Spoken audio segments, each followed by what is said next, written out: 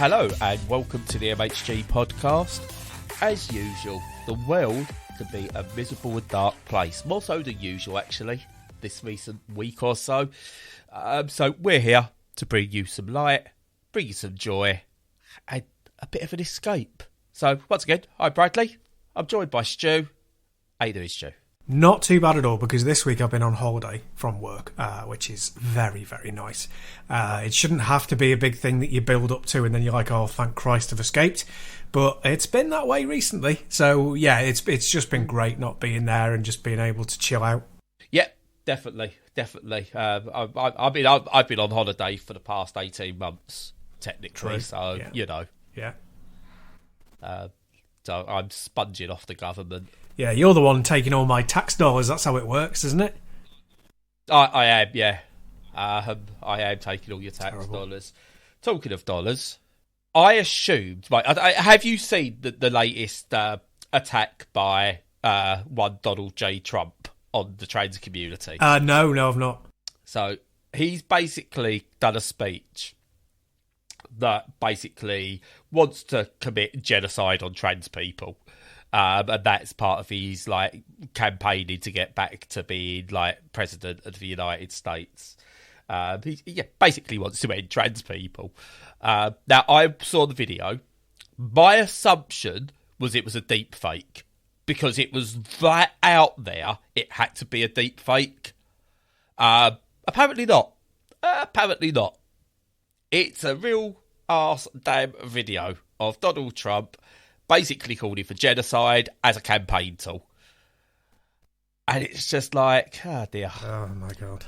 I often sometimes wonder, go sort of like non-binary. I don't always feel part of the community. For sometimes I don't have the right to weigh in on some of the subject of trans people, to which I have been told, no, that's utter bollocks. You're non-binary, you are part of that community, and it's just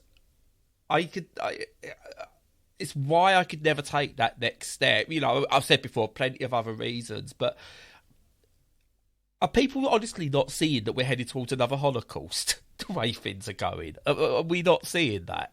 Well, it shows you the slippery slope, doesn't it? It shows you how it happens.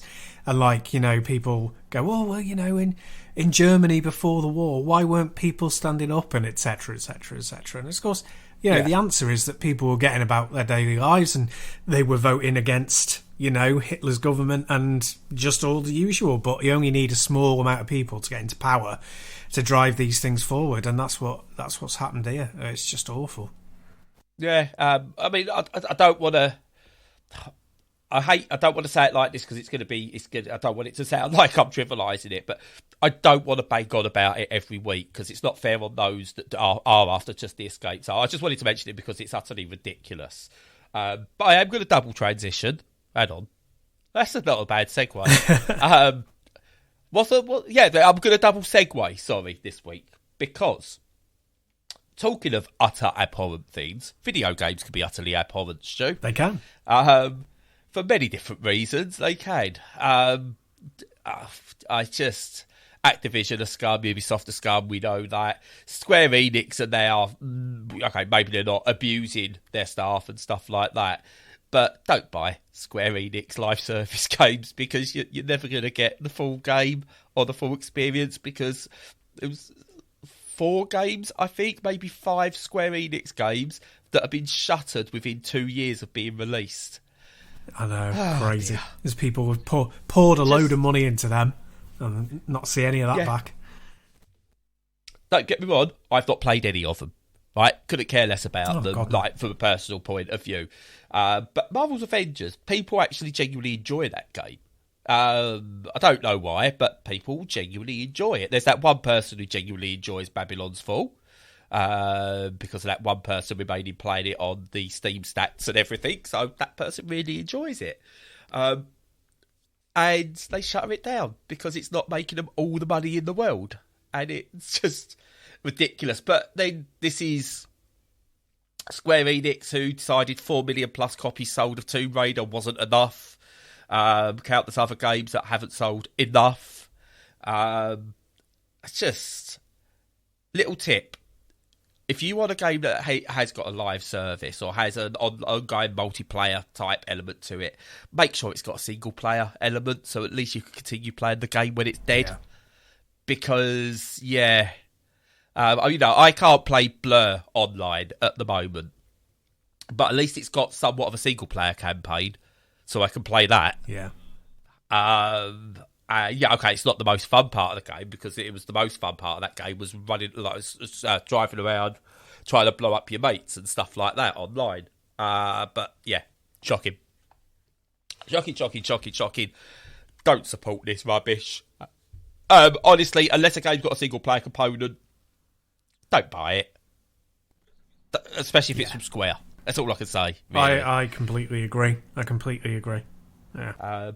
But talking of Square Enix, do you know what else isn't always Square Enix? I've no idea. Go on. Video games, Stu.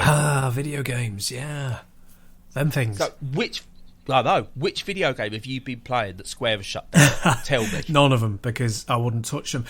I will probably get the new Final Fantasy game, but again, single player, one-off payment, I would never buy into any live service stuff of any type, I don't think, but so I've been playing something that's like the polar opposite of all of that caper.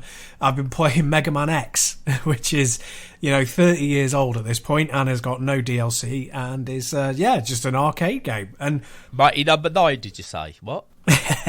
I know, right? But I actually, ironically enough, I bought that as well this week because I want to try it out. It was like £2.50 and I thought, for that I'm going to give it a go.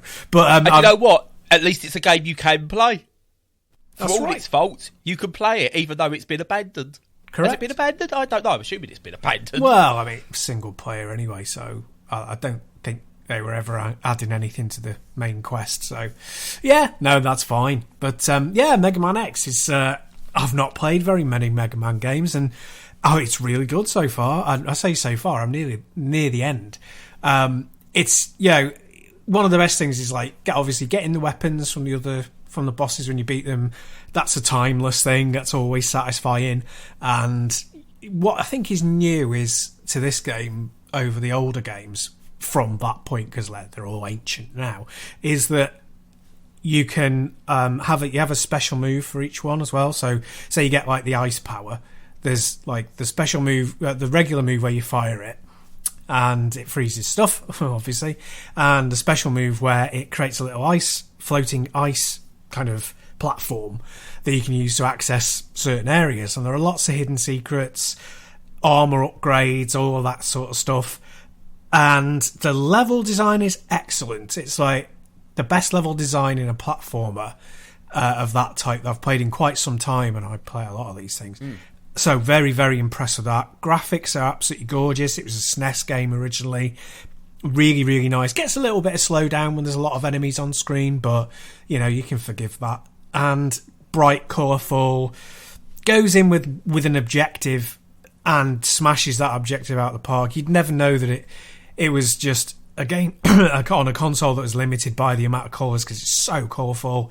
The cartoony graphics are just beautifully rendered and hand drawn, and I'm not going to stand here and go, it's a 10 out of 10 game, because it's not.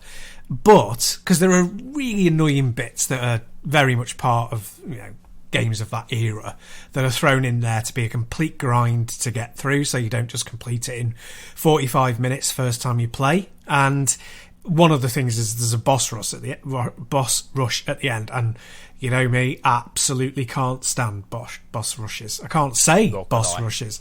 No, they're hideous. No, I can't. Effort. I know, they're an absolute nightmare, and I find them. And it's worth going off on a tangent to talk about boss rushes, because it's worth talking about why they're crap. And the reason they're crap is because they're very tiring, mentally tiring, because they're not new, because you've experienced this thing in the game before. It's all stuff that you've seen.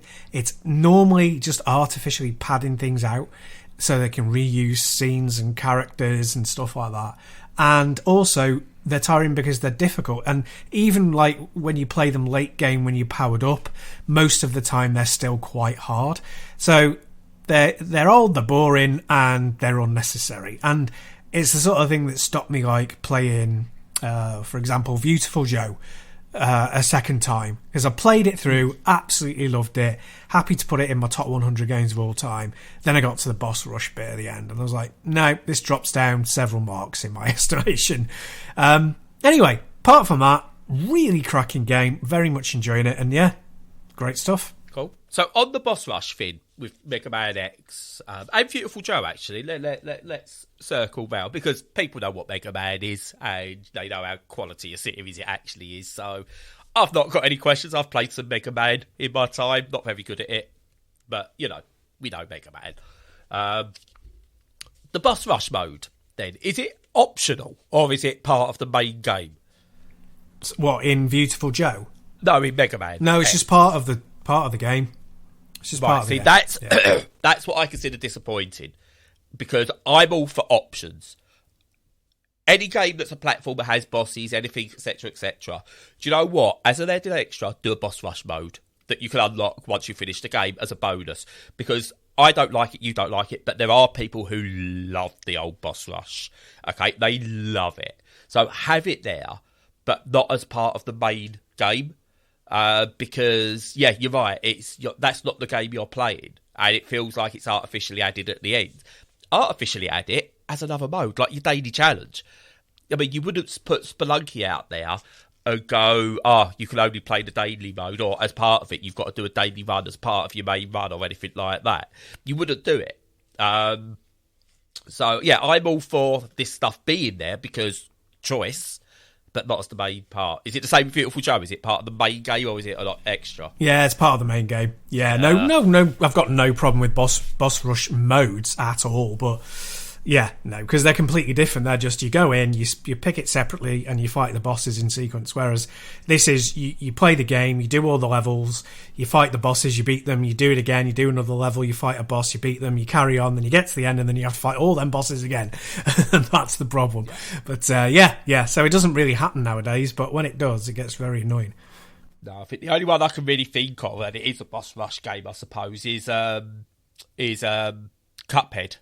But even that's structured with bits in between. Yeah, well, games that are just bosses, because there are games that are just pretty much bosses. That's fine if that's what you want to play. You know, I don't think that has a boss rush, does it? Where you fight all of the bosses in sequence at the end. I think it's got a separate boss rush. I didn't get past the first level. No, so, I didn't get far. I didn't get far with that. Honestly, found that trying to wrap my head around how that game played, I just couldn't do it, because I tried it with the pad, and I was like, it must be because it's a pad that I'm so crap at this. So I tried it with a joystick, and it was unplayable with a joystick. It's designed around having an analog stick. So I was like, nope, just noped out of there, because it was like, no, can't do it, and I don't enjoy it enough to do it. The guns aren't good enough in Cuphead for me. I just didn't enjoy any of the weapons. I didn't think they were very well designed or exciting, and it was all about just pummeling over and over and over again. So yeah, didn't really click with me at all. But it's so beautiful that I want to like it. I want to like it, yeah. It's like, it's one of those I can't get my head around. Right, Sonic and Mario became big because they were great looking games at the time. Their 2D versions are still some of the best looking games ever made, and they're iconic. But they was accessible. Okay, so they spawned TV shows, comics, toys, movies, the lot. Cuphead has all the elements that Sonic and Mario have, and it's spawned in TV series, comics, toys, etc., etc.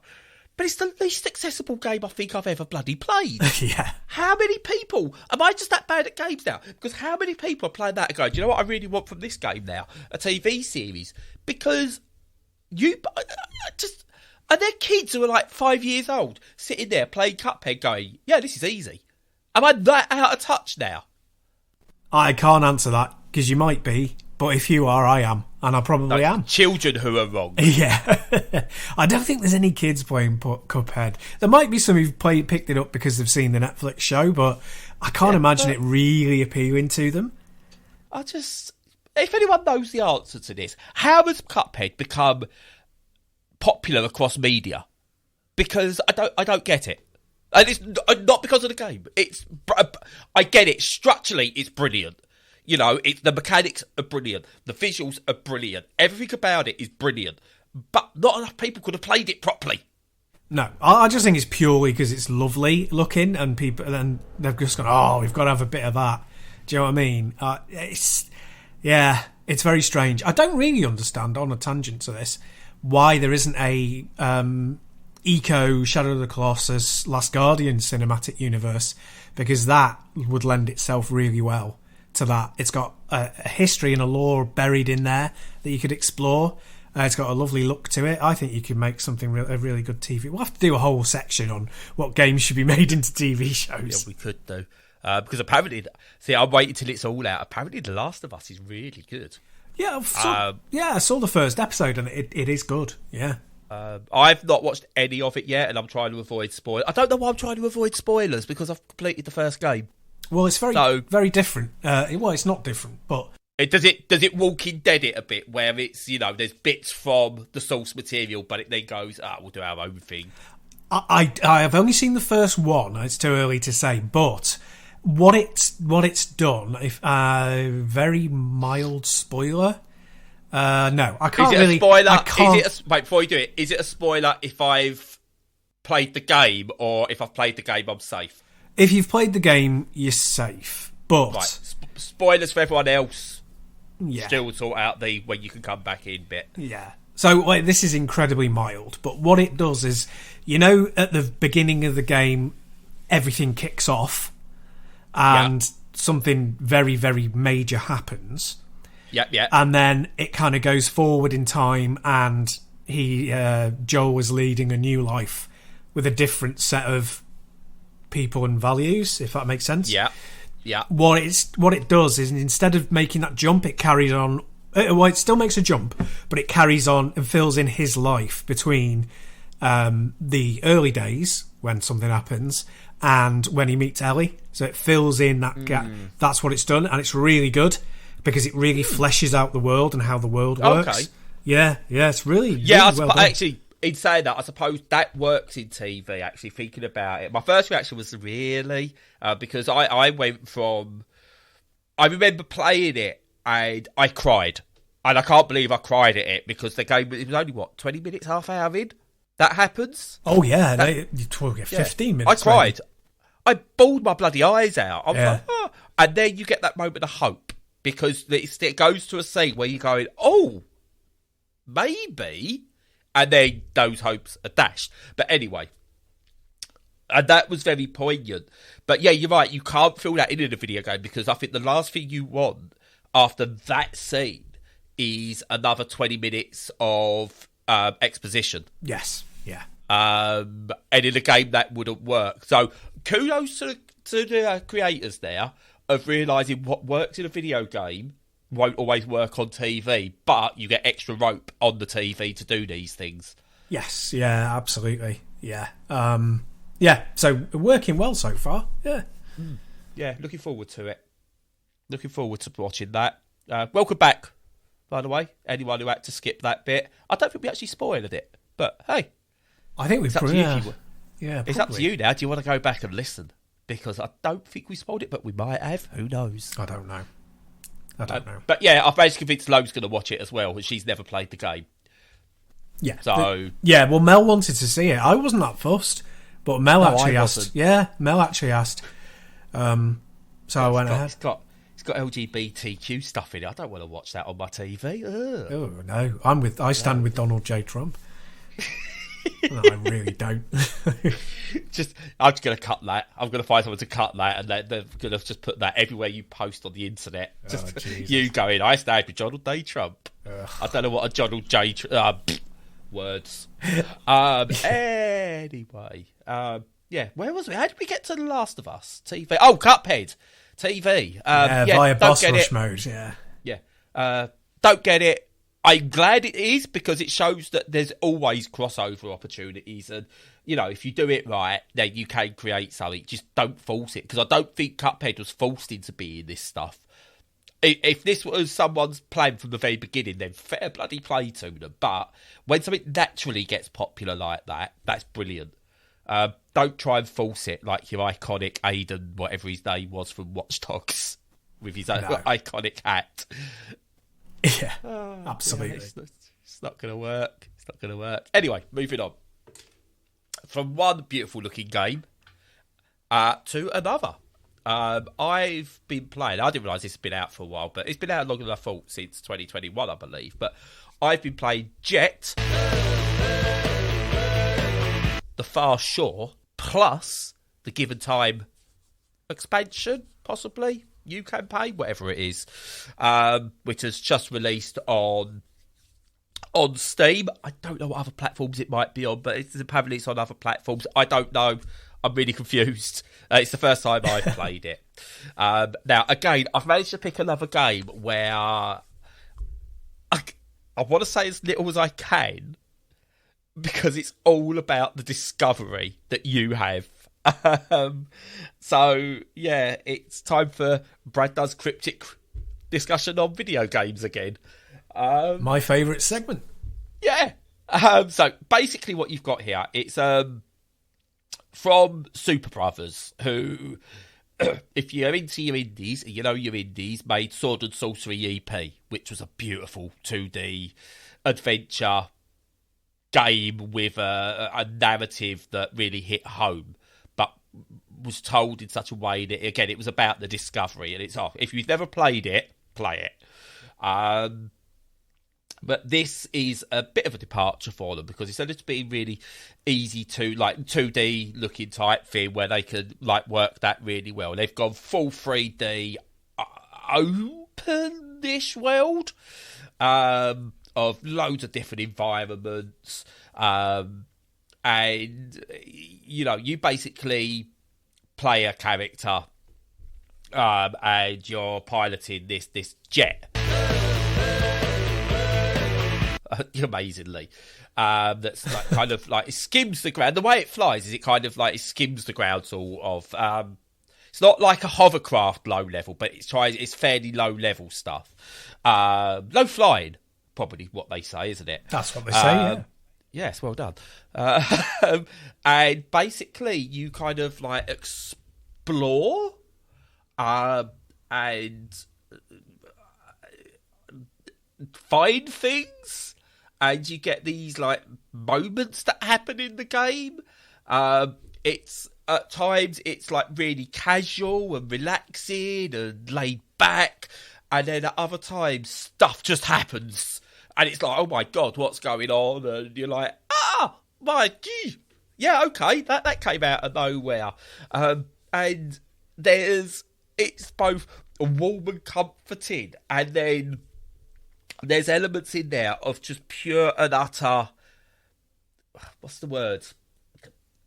Not exposition. Existential dread in there as well. And it's just like, it mixes all these things up throughout the game. And it's just like, I can't describe it. I can't describe what this game is meant to be, because it's not like anything I've ever played before. It is a walking sim, but it's not a walking sim at the same time. It's like, in some ways, it's like someone took No Man's Sky, and instead of going overboard with what they were promising to deliver, they just like screwed it up into a ball really tightly and just went, look, here's all the good elements of No Man's Sky, and we just put it into a little tiny fraction of that. And it just works so well. And it's backed up by amazing music. So the visuals are really nice. They're kind of low poly, but not low poly at the same time. Kind of a pastelish... Yeah, it's kind of not very saturated, but there's loads of colour at the same time. Again, you've got to look at it. Very hard for ADHD autistic person here to get that out, to explain that properly. But it's got also amazing music. Oh my god, the soundtrack is amazing. It's like you want to be in this world. You just like there.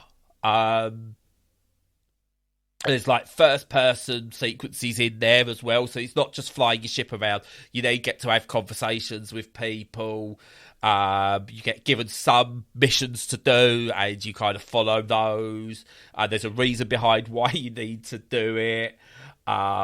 There's, like I say, it's really relaxing, but there's these moments of like really fast-paced chases and stuff like that go on because there's otherworldly creatures that sometimes appear, but they're not so common that it becomes like an actual gameplay mechanic. They come out of nowhere, but they also feel like they belong at the right times as well. It's, oh my God, what an absolute experience this game is. And yeah, I just play it, get it, enjoy it, soak it in because it's amazing. Absolutely amazing. So you like that one then? Yeah. I've been spoiled the start of this year. I really have. Yeah. Because it's not even my favourite game of the week. Wow. Well, this wasn't on my radar whatsoever. I've never even heard of this, but it looks absolutely fantastic. It just describes it as an action-adventure with immersive sim elements, but yeah, it looks gorgeous. I might have to buy this. Yes. So, word of warning, at the moment, it run like an absolute piece of crap on the Steam Deck. Okay. But, the developers are working to get it working properly on the Steam Deck. And they've said, I believe, they've found solutions which should also improve overall performance and optimization for the main game as a whole, anyway, across all systems. Right. So Steam Deck doing wonders for video games as people are finding solutions. Nice. For what's it called, where you try and make things work in different levels. Optimizations? Challenges? Yeah, sure. Right. Yeah, let's say One optimizations. Yeah. Not scrolling. What do they do with Doom? It's Doom. Like, Doom works really high level and low level. What's that? Scalability? Scaling! Yeah. Scalability, yes. Right. So, yeah, fingers crossed that all comes together. So, if you're a Steam Deck exclusive, I possibly would wait. But also, you know, this should go out in time. Basically, it's released at 40% off on Steam as well. So, instead of being 25 quid, which is totally worth it, you can get it for 15. So, but that, well, you've probably got like a day or 2 days by the time this has gone out. And if you're listening to this late, you're paying 25 quid. Yeah. But worth it. I've had to play this big screen. I've not finished it by any stretch of the imagination because I'm now waiting because I want to play it headphones on the Steam Deck and make it a really personal experience. But, oh, yeah, it's brilliant. Super Brothers have done it again, essentially. Awesome. Yeah, it's £14.99, that is, until the 7th of February. So, yeah, there you go. That's Tuesday. Is it Tuesday? Yeah. Tuesday. Yeah. So this will be out on the Saturday, all being well. So if you're listening to this day one, you've got a couple of days. So thank me later. Yeah, awesome. Right, if you've got another one, Stu, because I need to reel myself back here before I go again. Yeah. Well, I have. It's sort of a general interesting-y kind of experience / gaming thing. So what I did this week was what I do generally is I occasionally browse eBay for monitors because that's just the kind of gimp I am. I am very gimpy. I have no problem with this. I am mask and everything. Yeah, well, yeah, not necessarily the mask, but I am just a bit of a prat, you know, a bit into my own stuff a little bit too much. And sometimes, you know, I get really immersed in it. And I keep my eye out on monitors. And the reason why CRT monitors I'm talking about, obviously, and the reason why you have to keep your eye out is because they are often overpriced. But the biggest thing is that they don't get shipped by people very often at secondhand. They get on eBay. They're too they're too fragile, so they tend to be collection only. And I was just scrolling through, and bizarrely, I found one in my neighbourhood, and I was like, "Oh God, right, that's good." And so it was like a buy it now of £100, but it was starting bid of 50, and I was like, "That's dirt cheap. I might get lucky here." So I won it for £50, which is if anyone knows, getting hold of a CRT monitor, not a TV, getting hold of them for that money these days is practically impossible. So I was really chuffed with that. Anyway, so I went to collect it. I bet the seller would. Yeah, probably not. He didn't. Yeah, if he was, he didn't show it. He was very, very chatty, but we'll get to that. So I went to pick it up. It was only like a few miles away, not far at all, just across town, and near where my mum lives, funnily enough. And yeah, he went to the door, knocked on the door. He's there, really chatty. Lets me in. Go past his little toddler, give the toddler a little wave, like fairly compact little house. Does this story end up with him throwing in a child with your purse? Well, they go for a lot on the secondary market, so I could have made some cash there, but unfortunately not. So out of pocket still. But so he goes, yeah, come on, it's out here, out the back. So we go out the back, and he's got a separate shed, and we go into the shed, and the shed thing, which is better than a shed, is the same size as the downstairs of his house, if not maybe a tiny little bit bigger, and it is full of monitors and consoles and sticks and everything. So he's got, like, I would say a conservative estimate, there were about 30 monitors, all in dedicated like wall not mounts, but shelving, like proper hardwood shelving. Really spent loads of money on it. Everything from tiny little PVMs, which are like professional video monitor, like that you use for like CCTV back in the day, which are pin sharp, from little ones of about 8 inches right up to 32-inch monster CRTs. He's got a couple in Tarte mode, rotated into portrait mode, so you can play old arcade games that were in that mode. 32-inch screens done like that. He's got monitors of every type, and attached to these monitors, well, not all of them, because he picks a lot up for sale, directly for sale after reconditioning. And he's got just like tons of consoles, tons and tons of games, hundreds if not 1,000 games on the wall in shelving. And he's got arcade sticks attached up, which always makes me happy. And yeah, it's the first, like, my mate Mike, who's into games as much as us, has got like a man cave full of stuff and thousands of games. But it's just like one little room of his house, and I've got a few bits and pieces, obviously, some good retro stuff. But this guy takes it to a new level, and I've never been into a room like that before, really. Computer museums would probably be a bit jealous, like quite jealous, just of the monitors, because all sorts from all over the ages, all sorts of stuff I'd never even clapped eyes on before. So it was quite an experience. Because you never think, there's somebody else as into games as me who lives that close, who could be featured in a magazine or something, because of all the stuff they've got. So yeah, that was really interesting, actually. Yeah, it's I love it I love that there's people like that out there. Yeah, it's my favourite thing about this world sometimes, that there are people like that.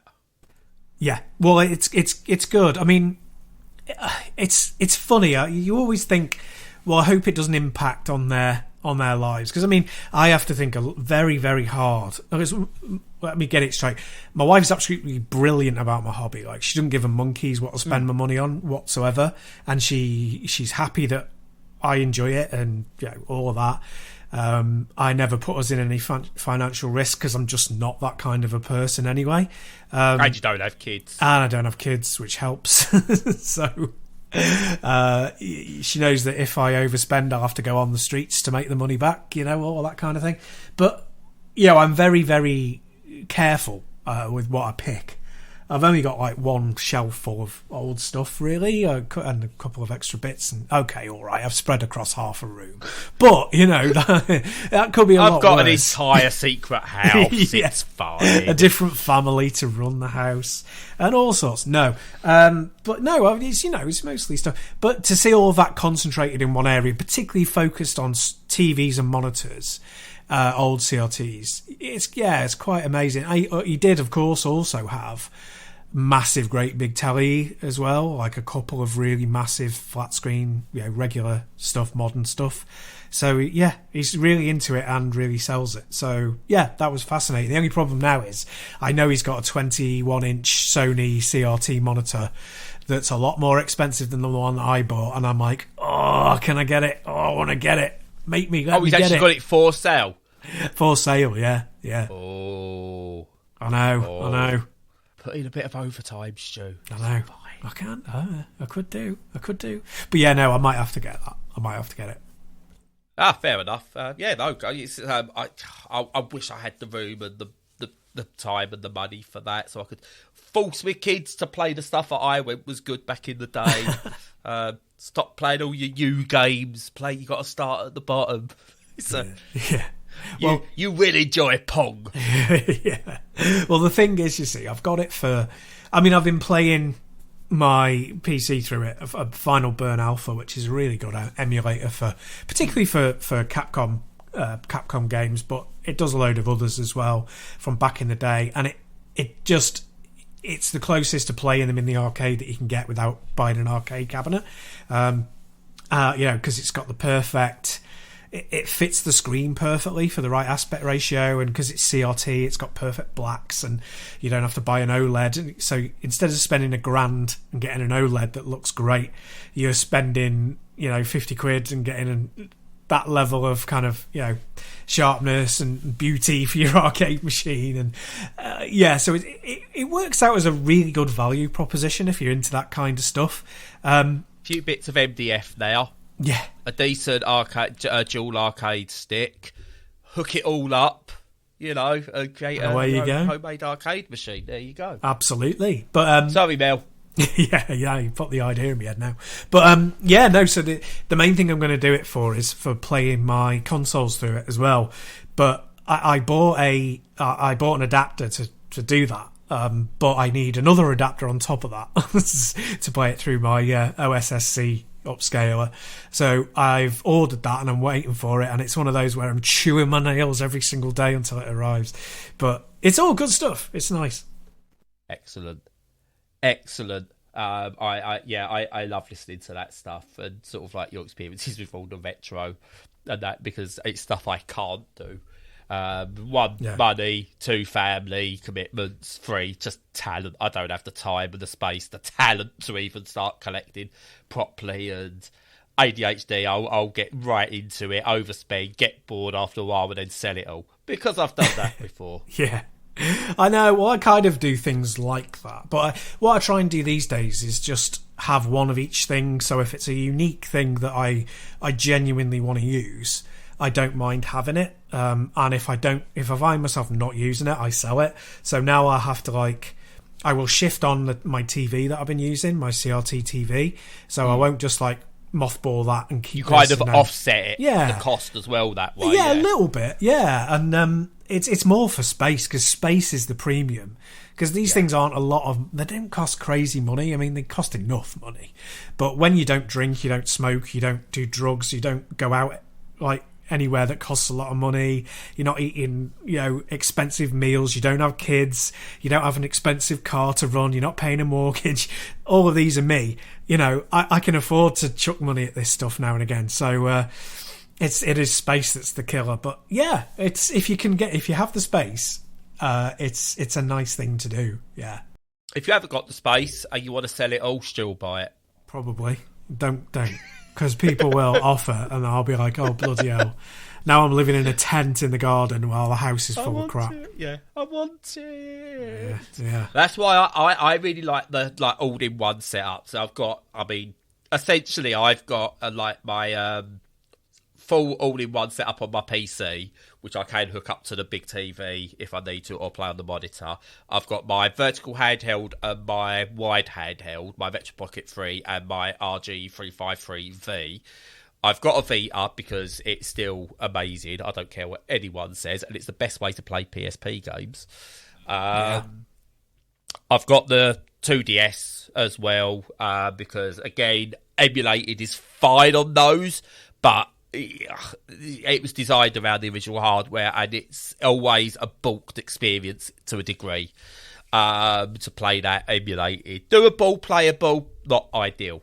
And obviously I've got the Steam Deck, and I can play everything pretty much bar light gun games, I would say, because that's the one thing I've not brave trying to do yet, is spend the money to buy a light gun setup that will work on a 4K TV. Yeah.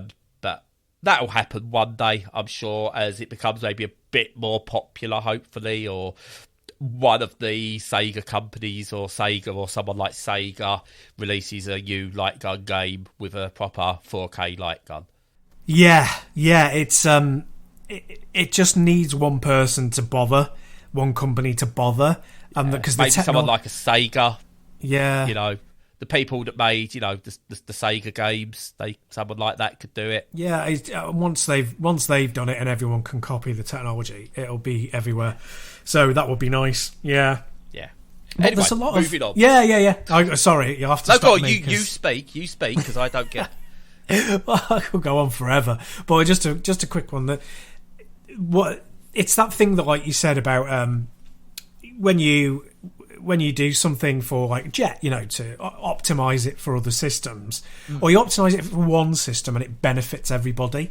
And there's technology advances that do that. So about retro gaming, and I don't like calling it retro gaming. To me, it's just gaming. It's like, I wouldn't call old films retro films. I don't like calling them old films. They're just films. Do you know what I mean? That's your olden time. But still reminds me of when Lucas turned around and went, "Oh, I'm not watching that olden time film," when we tried to get him to watch Snatch. Oh my god, what's that? 25 years old, I guess. Yeah, Oh, I think I bloody spoke about this before, but it's the equivalent of me looking at something that was released in the 60s when I was his age and stuff like that, and going, "Oh, it's a well old film." Yeah, because it was to me. Yeah, I know. And I suppose it might partly be because so much of the modern world is absent from those films. It's really hard to relate to them. But yeah. But I mean, that's a whole other conversation. I'm rattling on enough. But what I was going to say was, just on the technology side of things, is that it creeps forward so that these things become more and more playable. Because what you don't want is anything to become obsolete, especially because arcade games don't, like, straightforward arcade games don't age. Like, they don't become boring and crap. And it's fine when it's a Pac-Man and they just keep re-releasing, like, both new versions and the availability of classics. But stuff, you know, like Ninja Batman or The Punisher by Capcom, or, you know, any of the things that are not available anymore, you want to be able to play them properly, and old console games. And stuff like the OSSC that I have, you know, that allows you to play old consoles on new TV hardware. There's loads of stuff like that being developed, and I'm looking forward to seeing more stuff in AI, like upscaling. So like the equivalent of DLSS, but for retro games. That would be good. I would love to see an AI generator that could turn a 16:9 image into a 4:3 image, so that when you're playing an older but widescreen only game, that it could intelligently crop it without without it squishing the screen. Because there's a use case for that as well. Not a big one, but there are ones. You get some good widescreen hacks, so surely someone could make a good 4:3 hack. Well, it's a lot harder to reverse engineer it. No, it's not. Sorry, I got that completely wrong. You're right. I want that to happen, so it's easy. Just crop it and move all the elements. It won't affect the game at all. No, of course it won't. But no, but all of this stuff is great. You know, your ultimate aim is that you want it so easy that you can just stick anything that you've ever wanted to play on something and it will work without you having to jump through hoops.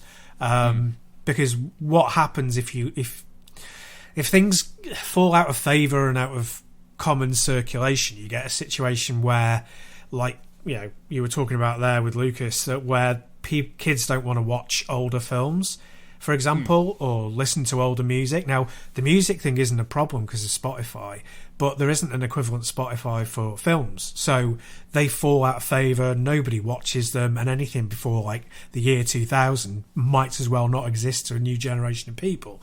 And you don't want that to happen. So, yeah, that was just a long and extended rant on what should happen with retro gaming in the future, really. Indeed. There is something I was going to cover this last week, and I won't cover it this week because I've got a couple of other bits I want to talk about on the positives. So we might talk about it next week. But there's a YouTuber called Lady Decade who talks a lot about retro systems and everything, and really talks about bootleg versions of stuff that, you know, and what it's like in other countries and stuff like that. She's brilliant. Yeah, she's really good. She done a video. Yeah, she done a video recently talking about the gatekeeping that's going on in the retro community at the moment. And I want to chat about it because she really let loose on some of the people and the toxicity that's in there as well. So we'll chat about that next week because I think it's a very interesting discussion to have. It is. As opposed to this one that I just went on about. Oh, no, it's all good. You talk about it. So you're someone who I consider who's great for the retro community because you love it and you want everyone to love it and everyone to experience it in their own way. You don't care whether I'm playing... If I went and played... not Metal Slug, what was it you were talking about? Mega Man. If I went to play Mega Man in a minute on a 4K TV via an emulator... that had a bit of lag to it and I was enjoying it, you don't care. Nope, not at all. But there's some people that would go, that's not right. And they wouldn't say it as pleasant as that. So I was just saying, as we were saying about boss rush mode, still part of this conversation, bloody hell. As we were talking about boss rush modes, look, they're fine. You can enjoy them. We don't like them in this fashion, but if you like that as part of the game, that's great. We just don't like it as part of the game, and we would like it as an optional. But we get why, at the same time, that hasn't happened and why some people like it how it already is. That's all fine. Anyway, that's a preview into next week. Please don't stop tune in. So, to finish off, we'll talk about a couple of games very quickly that I played, because I decided, I like tinkering, Stu, you know this. I do. So I decided, right, I've got 2 projects for my Steam Deck at the moment because I can't do hardware tinkering. So I'm basically trying to have all my artwork redone on the capsule artwork. So they've got like a single colour, ideally white logo at the top on a background with like maybe a screenshot of the game, or someone's done their own custom artwork to put there and stuff like that. So everything's got a bit of unity to it. I just think it looks really, really cool. So it looks almost like a bit of a Criterion Collection type stuff. Oh, yes. I love the old Criterion Collection DVDs were amazing. Yep. Anyway, that's what I kind of like doing. So that's one of my projects, and I'm going through. I've got 2,000 odd games that I've got to go through, so it's going to take a while. And then the ones that I can't find via Steam Grid DB, I'm then going to do my own. But then I know what's going to happen. I'm going to do my own for those. And I'll go, they look better than the ones that are already on Steam Grid DB, and then just go and do them all. Follow me on Steam Grid DB. There's probably going to be 2,000 odd games, and if you've got any requests, drop them to me. Anyway, sweet. Yeah. Also, I've got to do this and make sure I can do it at times where my eyes aren't terribly bad, because I keep forgetting that I can't spend hours and hours and hours at a computer anymore. Anyway, the other thing I started doing was I then started going, right, I'm going to have a couple of collections on my Steam Deck and on Steam. That's my completed collection, my abandoned collection, and my kind of parked games collection. So I can organise what I'm playing a bit more. So I went through all 2,000 games, and I saw that I've only completed 61 of my 2,000 games. Excellent. And that's not even on Steam. So I've got like the 3 modern Tomb Raiders on Steam, but I've only completed one of those on my Steam account. The others were completed like on the Xbox 360. Yeah. And so on. So I was like, this is not good. So I've challenged myself that by the end of this year, I want to get to triple figures of completed games on Steam. Whether I complete them on Steam, whether I complete them elsewhere, don't care. I can then pop that game into my completed section, get that up to triple figures. So, done a few, but two I want to talk about. One is called The Last Campfire, which came out at the back end of 2021, and it's from Hello Games, who were famous for Joe Danger, nothing else. They didn't make any other games that they overpromised on and under-delivered on. No, Joe Danger. Joe Danger 2. Both brilliant, by the way. Remaster those Hello Games. Bit of quality of life improvements. They are, honestly, you were back in the days. Sorry, Hello Games back in those days were brilliant. Sean Murray was very chatty with everyone. You know, I had loads of email chats with Sean Murray back in the days, and then he kind of, what happened with No Man's Sky, sent him a bit reclusive in a way. Well, it would. Which was a shame. Yeah, it was a shame. Honestly, a lot of people give him hate, and a lot of people started to compare him to Peter Molyneux. No, he was just a guy who was very passionate about what he did and overpromised and just couldn't back out of it. I've been there before where I've got said stuff and said I could do stuff or whatever, and then not been able to back it up. I get it. But remake Joe Danger. Anyway, purely because it's unsupported on the Steam Deck. So, just God, Sean, get on it. But anyway, they brought out at the end of 2021 the last Campfire, and it came out of absolute nowhere. And instead of being the grandiose experience of No Man's Sky, it's a very short, personal, emotional story that's like this exploration thing full of puzzles, and it's got a wonderful narration to it. And it's only about 5 hours long, or maybe 6 to 7 hours if you try and like find all the hidden secrets and stuff like that. And I completed it over about 3-4 nights, just playing like an hour and a bit each time. And it's got this amazing narration. It's kind of this person who's got this Scandinavian style voice, but really softly spoken. It almost feels like it's a cross between Finnish and Norwegian, the accent, and it just works really, really well. It's just this hint of Scandinavian in there. Honestly, it's really good narration to it. And it's just this joyful story almost about limbo, what happens in limbo and trying to find your way home. And it's just utterly, utterly beautiful. And I completed that. And if you get a chance, honestly, just play it. Again, it's another one I don't want to say too much on because it's all about the discovery. I think you can get it for very, very cheap at times in sales. But, oh my God, it is so, so, so, so good. Wonderfully beautiful game. Have you ever played it or seen it? Or I've seen it, but I've not played it. No. Is it mainly like puzzle game? It's not puzzly. So the puzzles might be, one of them's almost like a point and click type puzzle where you turn up at this, like, it's fairly annoying. So you turn up at this lake, and there's a fisherman and a frog there, and the fisherman needs something to sort of like teach you how to fish. And it's like, but you haven't got it there, and there's a frog that's in the way and stopping you progressing, so you have to kind of go and get something else to then take to the frog, which will take you somewhere else, which will then unlock something else that you can give to the fisherman. It's not convoluted at all. It's light puzzling.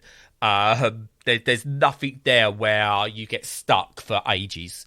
It is, wonderful. And that you can accidentally, I accidentally stumbled on something I needed for another puzzle, but I had already collected it. So where it would try, like the idea I think might be to try and send you back, it doesn't punish you if you find something early, and it doesn't break the game at all. So there is puzzle, but I wouldn't call it a puzzle game. Right, cool. Well, it looks beautiful. Yeah. Yeah. Oh, it is. And it just plays so, so well. And it's like, it made me smile. It's, there's elements of it where I'm going, I don't know if this should be making me smile, because it feels like it should be maybe telling like a more somber story, but it just made me smile. It's beautiful. And it's worth it for the payoff at the end, because the payoff had a tear in my eye, because it's a beautiful payoff. Lovely. Well, I've just had a look now, and you can get it from Humble for £2.27 or Green Man Gaming for £2.28. Do you know what? It's worth the $2.28, Stu. Nice. It's worth the extra penny. It's obviously, I can't remember when I got it, or how I got it, whether it was in a bundle, whether I got it on Steam in a sale, I don't know.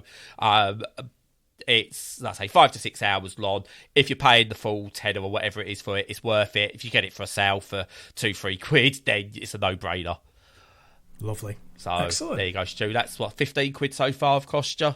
Yeah, probably more. And also there's that monitor, so yeah, it's going to be an expensive month, I think. And the other game I completed was Spider-Man Miles Morales. because I was gifted quite a few games at Christmas, part of the Steam Secret Santa, wonderfully, because I couldn't actually take part, and it blew my mind. And I thought, I've not actually played any of these properly yet. So I went, do you know what? Spider-Man Miles Morales. Let's get it played out the way, because I've just completed the last Campfire, so this will be a bit longer. It might last me a bit longer. I completed it in 3 days. It is so good. It's taken everything that's good about Spider-Man and refined it. You've got, I think it's only like really concentrates on like Harlem in New York. So it's not all of New York or anything like that. So it kind of localizes it all to Harlem and maybe some surrounding areas. There's still all the collectathon bits to do and the like the crimes and everything, but they're not as over the top. The thing I found with the original Spider-Man was, as the game got further, it got increasingly difficult in a way that seemed a bit convoluted. And it was like, the side missions that it's trying to do are trying to actually halt me from progressing the story, and I didn't want that. So I was like, I've got to do these side missions just to clear out these annoying buggers that are in my way. This doesn't do that. So you could progress, I think, the main story of Spider-Man Miles Morales without touching any side stuff that is optional side. There are some side bits you have to do because they're part of the main story, because that's how it introduces them. And there's some bits you have to do, and it was just, it was like, but it's 7.5 hours worth of gameplay. Story is brilliantly done. Instead of being this over-the-top everything story that's world-threatening, instead it's a very localised story again. It's very important. It tells a really interesting story about how they're willing to, corporations are willing to test things or do things to black communities and the lesser communities, like poorer communities and stuff like that, that they wouldn't otherwise do. So it's very clever in how it tells the story. And what it does really well, villains in it, quote unquote, aren't villains. There's nuance to them, and you kind of go, yeah, I get that. I get why this is happening. And you get Crisis of Confidence stuff going on. It's really nailed the Spider-Man and the Miles Morales stuff. And it's just brilliant. Like, the pacing of it is the best one yet. And if Spider-Man 2 doesn't take more cues from Miles Morales when that comes out over the original Spider-Man, they're missing a trick, because, it's wonderful. But what escalates it above any other Spider-Man game I've ever played, and I'm going back to some of the classic PS1 games, which are brilliant in their own right, you can unlock, obviously, the different skins, and one of those skins is a Spider-Man Into the Spider-Verse skin. Nice. Yes, so I played 75% of the game with that. Excellent. And this is the best thing, you can put the skin on and the game plays and it's just a skin, which is great, and you get the suit, which is wonderful, or you can forego a couple of, like, mods on the suit which help you in the game, to give you better timing windows and stuff like that, to basically have Miles Morales move at half the frame rate. Nice. Like it does in the film. It does in the film, yeah. And I just played the entirety of the rest of the game with that on. Wow. And what I now want is, where's my Spider-Man Into the Spider-Verse game? Yeah. Because I need a Spider-Gwen add-on for this. Use this world. Just use this world. I've said it before, because this reuses New York really well and cuts it down. Reuse this world. Make me a Spider-Gwen game, please. Yeah, that would be because brilliant. it's just so good. It's so good, and it's like there's another one you could do where I kept it on, but it's not as good. But as you punch enemies and stuff like that, you get like the cartoon comic book noise images come up, so the bam and the boom and stuff like that. All that pops up as well, and it's just like, it's like playing Spider-Man Into the Spider-Verse. Nice. And it's just brilliant. The only thing that's a shame is that they couldn't do the actual Spider-Man Into the Spider-Verse Miles Morales character model for the face and everything, and it's the game model. But hey, I'm not complaining. Yeah. Nice. That they did that with Spider-Man Venom Maximum Carnage and the other one. Oh, what was the other one called? Doesn't matter. Back in the day, they had that Biff Pow stuff appear. Yeah. And I always liked that. And they did comic book panels as well. And if they could add like comic book panel transitions as well into cutscenes and stuff, that would be in the modern Spider-Man games. That would be really cool. But I suppose most people coming to the games now know Spider-Man from the films, so it wouldn't have the same impact. But no, that's brilliant. Yeah, I'm going to get it. Just for those of you who will complain, I've said about it. So obviously in the film, the half frames movement thing disappears when he discovers and believes in his own powers, and he goes to the full 24 frames rather than the 12 frames per second movement. I don't care. It's iconic. So I am aware technically it's not right to have the half frame stuff in the game, but you can turn it off. So if you want to be particularly, you can turn it off. But I love it because it's that iconic to me. Yeah, it's fantastic. Yeah. Is the new film out this year? Yes, me and Edith are going on a daddy-daughter date to go and watch it. Fantastic. She needs a new Spider-Gwen outfit, actually, because I think her other one might be a bit too small. Well, it's been years since the first one came. Anyway, yeah, no, it's great. I'm going to be buying Miles Morales at some point soon, yeah. Great stuff. It's on sale on Steam at the moment, by the way. Yeah, I just haven't got any money. No, you keep spending it. I keep recommending stuff and you keep buying hardware. Stop buying hardware, Stu. Buy what I tell you to buy. Okay, Dad.